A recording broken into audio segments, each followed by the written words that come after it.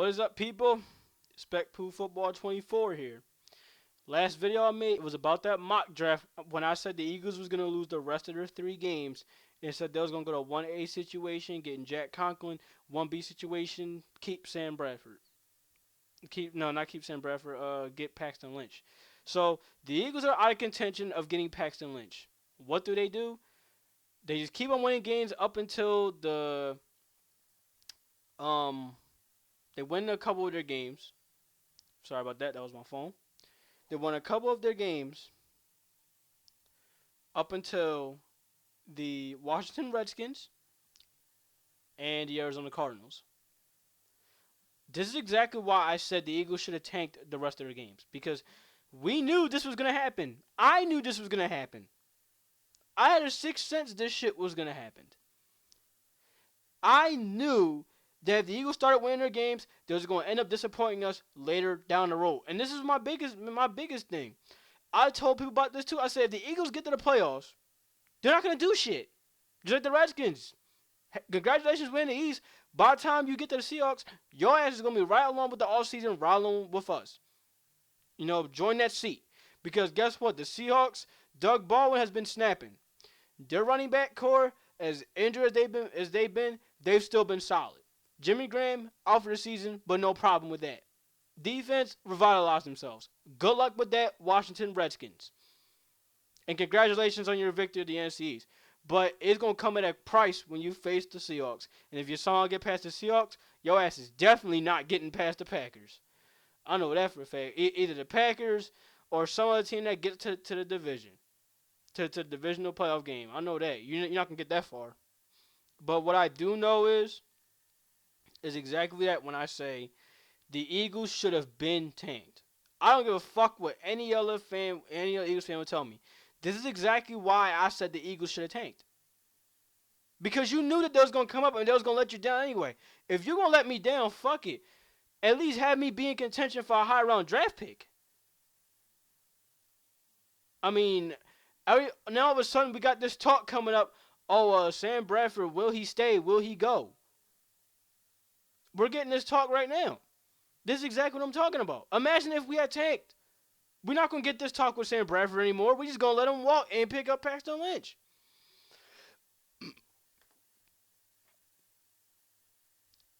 This is still exactly what I'm talking about. I'll get the correct situation later in time. But right now, I want to get at this fucking game. So, Redskins, of course, they beat the Eagles. And if you saw me on Twitter, you would know how hot I was. Not because I knew that the Eagles were going to lose, but because it's like how we lose with the rest of this, what was it now, 16 weeks? 15 weeks of this entire season.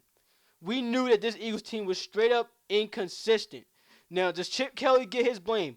Fuck yes, he gets his blame. But what pisses me off is that the media are so fixated on putting the blame on him, which he does earn. He rightfully earns.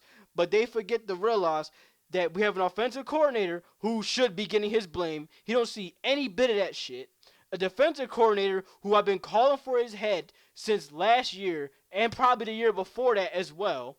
But mostly last year because despite us having shitty corners, guess what he did to those corners? He put them on fucking islands and did not adjust. I mean, like, do I have to flash you back? And this is my favorite one. Do I have to flash you back to when the Philadelphia Eagles faced the Dallas Cowboys? I think it was week 15, week 14, right before we faced the Redskins and we lost to them. To where Tony Romo threw 3 touchdown passes on the same route with the same player to Dez Bryant. Guess who Dez Bryant was getting covered by? Bradley Fletcher. And how did he end up? Unemployed. Kerry Williams end up having one-on-one coverage with Deshaun Jackson last season. How'd that end up?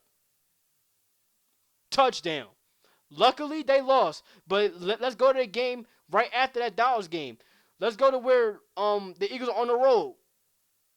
What happened when Deshaun Jackson once again caught a deep bomb? Who was covering him? Bradley Fletcher. Boggles my motherfucking mind that Billy Davis was not gone last year. It boggles my mind. That last offseason, he should have been gone. Now, if this doesn't prove it, I don't know what will. How many passes did Kirk Cousins throw over the middle? How many passes did he throw? Because I swear that had been at least about 5, 6, 7 passes that he threw straight to the middle. Our defensive coordinator cannot adjust for the life of me. And didn't I call it before this game started that when Byron Maxwell got hurt, E.J. Biggers was going to get picked on? He got picked on some plays. Don't get me wrong. There was definitely one play where it should have been a touchdown where Kirk Cousins, he overthrew DeSean Jackson. Imagine had he not. Game over indeed. And DeSean Jackson will be celebrating in our end zone yet again. Now, would I be one of those Eagles fans that sit up there and be like, oh, I wish we had DeSean Jackson back? Oh, I wish we had Jerry Maclin back? No, but if I was like that, and if there was one player that I would want back, by far it's Jeremy Maclin. And there's a number of reasons. Because for one, every Eagles fan, they'll tell you this. Every Eagles fan personally believed that Jeremy Maclin was a better wide receiver than DeSean Jackson. Now, they said the only reason why they'll give DeSean Jackson his credit was because of him being a return specialist and him being able to blow the top off of defenses. Other than that, Jeremy Maclin was better than him. The dude run routes, ran over the middle, could also take the top off of defenses. He also did do punt returns, but he didn't do them as frequently as DeSean Jackson did because there was no reason to, because DeSean Jackson was faster. When he was here, I fucking loved Jeremy Maclin. And I felt so mad when that one season where he blew out his ACL. I was so upset that he did. And when he came back that 2014 year and he fucking snapped, he killed it for us. I couldn't have been more happy for that dude. And I was just as much happy when he went over to the Kansas City Chiefs. I applaud for the shit that he did here. When DeSean Jackson left, I did not give a fuck where he went. I didn't care if he even went to a rival, which he did with the Redskins. Did I give a fuck? No. I didn't care. And I still don't care, despite him winning the NFC East. Because DeSean Jackson and Redskins fans, they're knowing this. Not yet, but they're going to be knowing this firsthand. DeSean Jackson don't give a fuck whether the Redskins win or lose. All he cares about is his stats. He'll get his stats. Boom. He's just going to be mad. Out of everybody from that 2013 Philadelphia Eagles, 2013 and 2014 Eagles team, there's no one else I would want back more than Jeremy Maclin. No one else. No, not Evan Mathis either. Because we also know what happened with Evan Mathis in 2014. The dude was not himself. Ty Herman's, fuck no. So, what would I say coming up this offseason? Easy. Billy Davis, you need to get the fuck out of here. You need to leave, dude. I've been wanting you gone since last year. And this is a little fact about Billy Davis. Since Billy Davis has been in the NFL, he has never coached a top 5 defense, let alone he has never coached a top 5 team, top 10 or top 5. You wonder why people never heard of him. You wonder why when every time I mention Billy Davis, motherfuckers don't got to reply for him. Or at least there's one reply, they'll probably be like, oh, I don't know who this guy is. Exactly my point. You don't know who this guy is.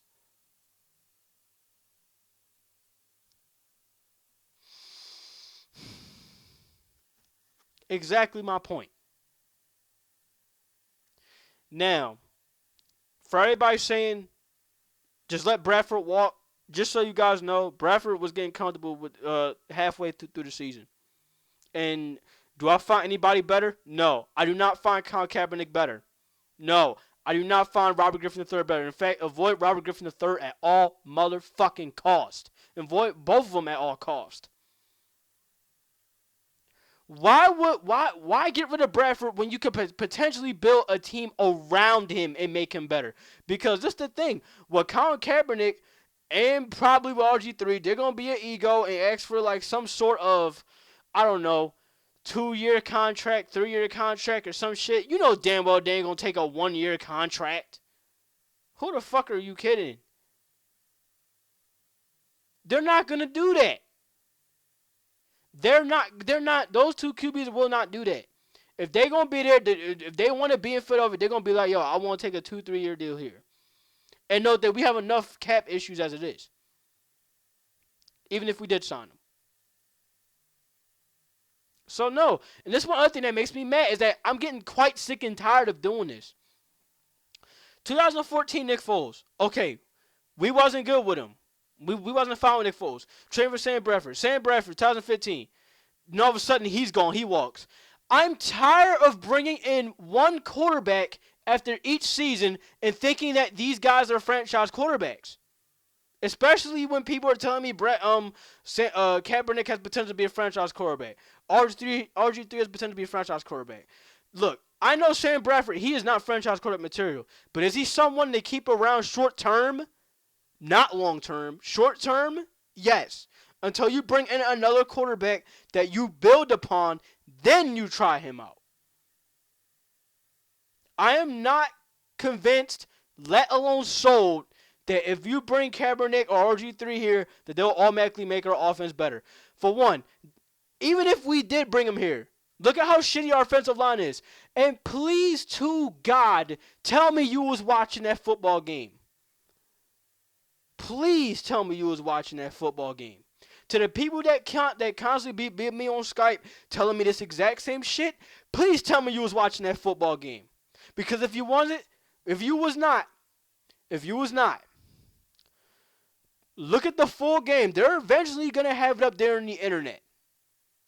Look at the full game and tell me, what was that offensive line doing that whole game? Were we not running north-south that whole game? Well, not only with DeMarco Murray, but with Ryan Matthews and Darren Sproles? What happened that game with that offensive line?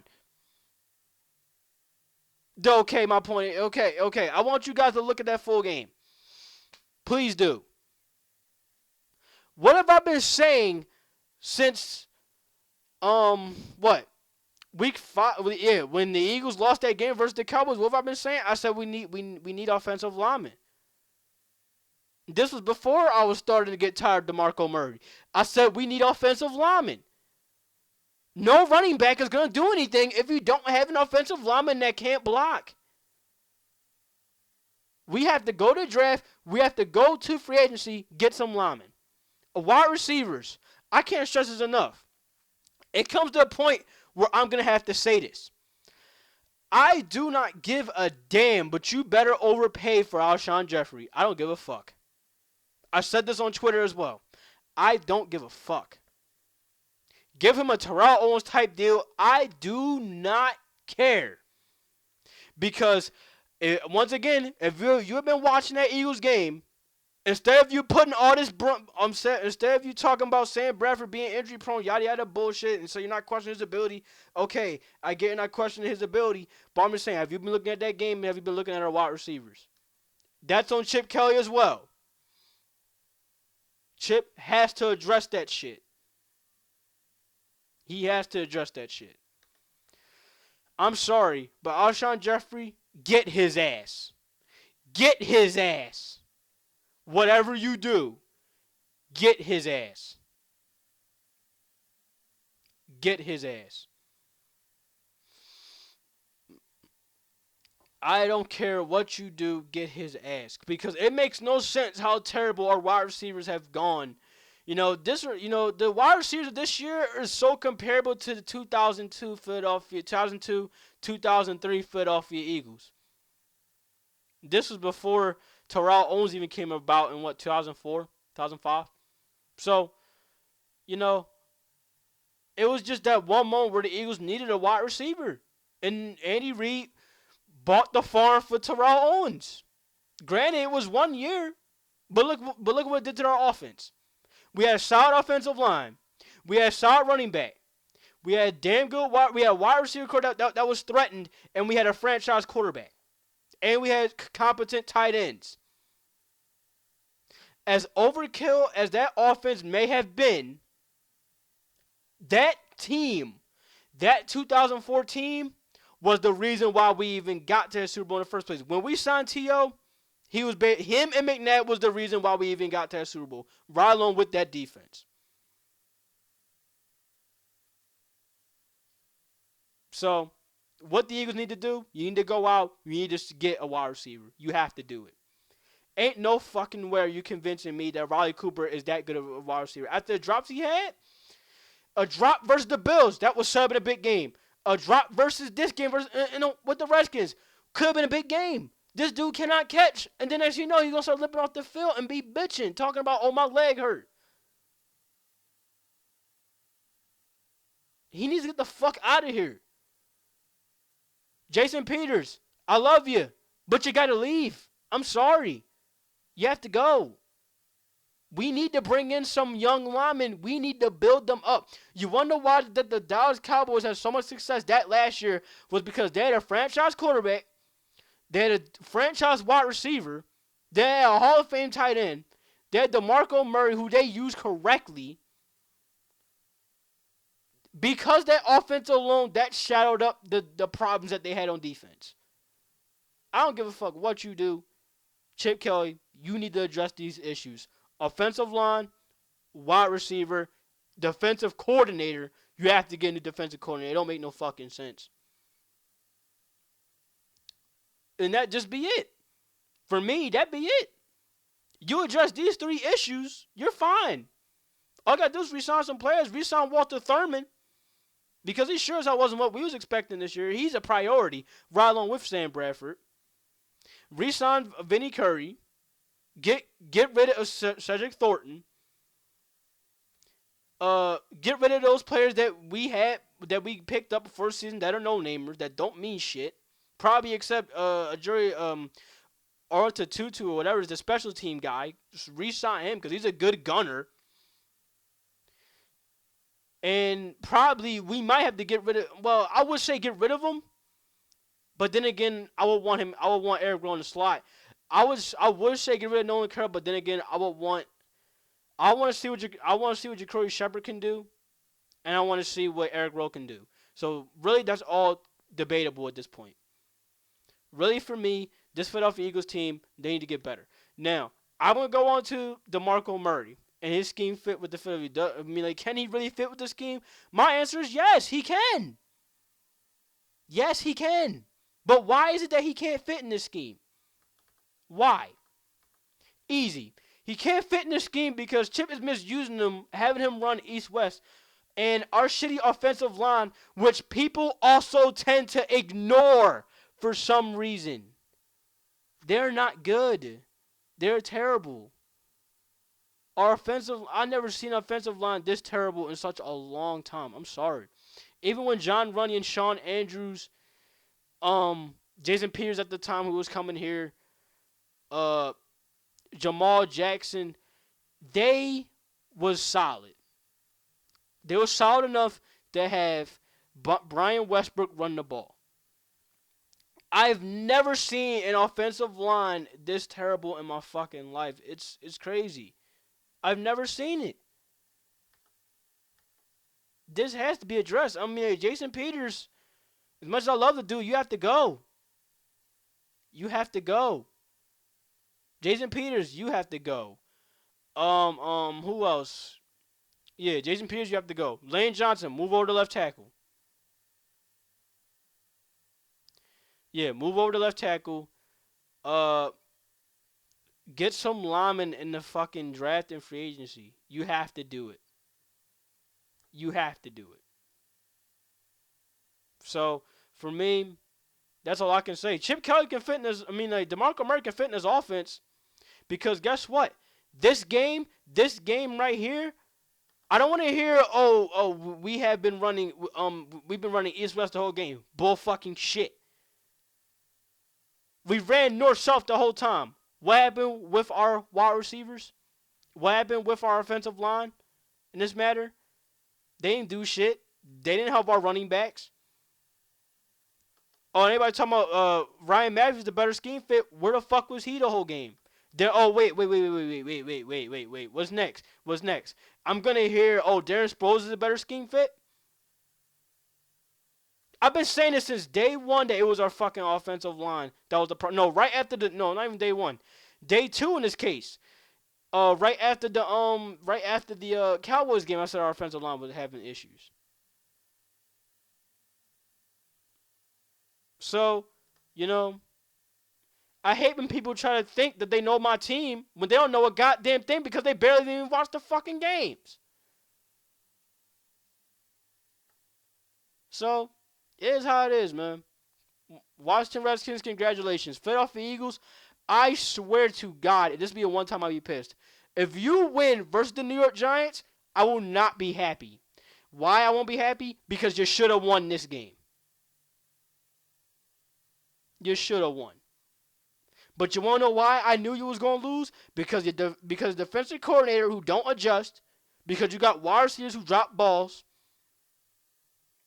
because you got tight ends who all of a sudden drop balls and can't block, because you got an offensive line who can't block, because you got a running back who can't run the ball.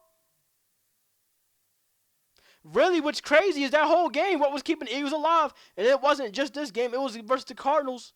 Sam Bradford was keeping the Eagles alive that whole game. Tell me I'm lying. Tell me I'm lying. He was keeping us alive that whole fucking game. We had Mark Sanchez in here. He would not have made us any better.